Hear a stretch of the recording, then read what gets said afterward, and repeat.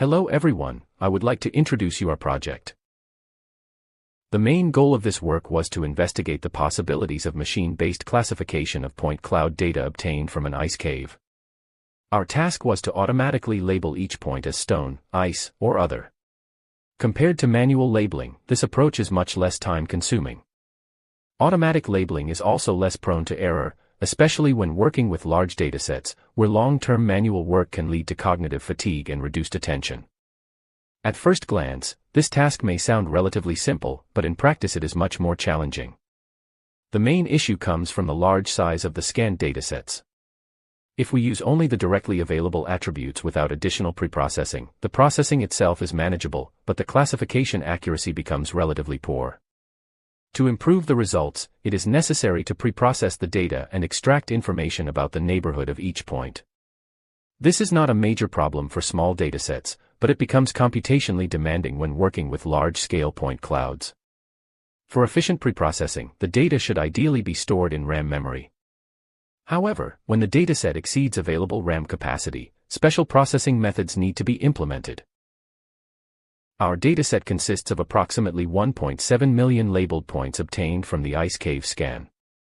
Each point is defined by its spatial position, represented using X, Y, and Z coordinates. In addition, every point is described by RGBI attributes, which include color information, RGB, and an intensity value. The dataset is not perfectly balanced, however, the differences in the number of samples between individual classes are not significantly large. Here we focus on feature engineering, which is an important step for improving classification performance. We start with basic features directly available for each point, RGB color values and intensity. To improve performance, we also add neighborhood features. For each point, we find its k-nearest neighbors in XYZ space to capture local structure. From these neighbors, we compute simple statistics such as mean and standard deviation, as well as min and max values. We also include distance-based features that describe spatial relationships between points. These additional features help the model better understand the local context and improve overall classification accuracy. In this part, we focus on the main models used for classification. The first model is a random forest, which is an ensemble of decision trees. It is particularly well suited for tabular data and provides a strong baseline for comparison. The second model is a fully connected neural network with a simple architecture of 128 input features, followed by hidden layers of 64 and 32 neurons. It uses ReLU activation functions. In addition to the main approaches, we also evaluated two other machine learning models. SVM, Support Vector Machine, is a classical classifier that is effective for separating classes, especially in higher dimensional feature spaces. Decision trees, DT, were also used as a simple baseline model. They are fast to train and easy to interpret, which makes them useful for comparison and for understanding the structure of a problem. The methodology was one of the most important parts of this work. In fact, compared to the models themselves, it had a much greater impact on the final classification performance.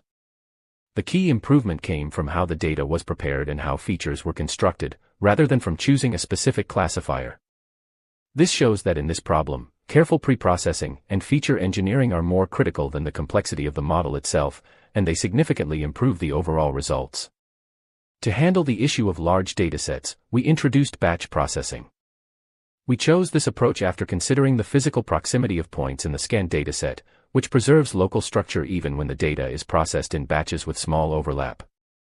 We tested this method on a sample dataset, and the results showed that the classification score did not significantly decrease. This confirmed our assumption that the batch processing can be applied without a major loss in performance, while making the computation more manageable for large-scale data. In the final evaluation, the best performing approach was the MLP model combined with neighborhood-based features. This setup achieved approximately 99% accuracy, which represents a very strong classification performance.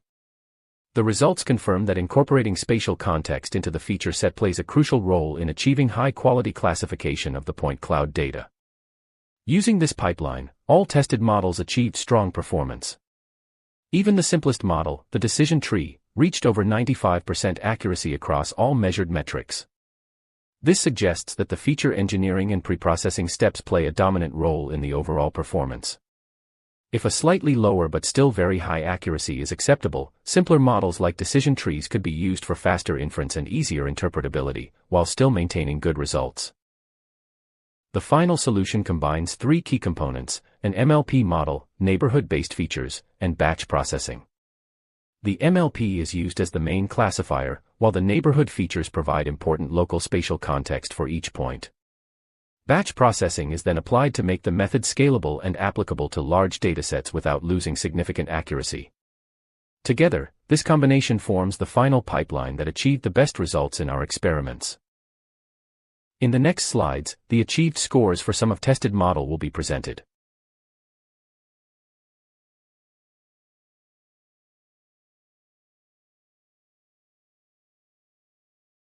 The following images show an attempt to visualize the classified point cloud.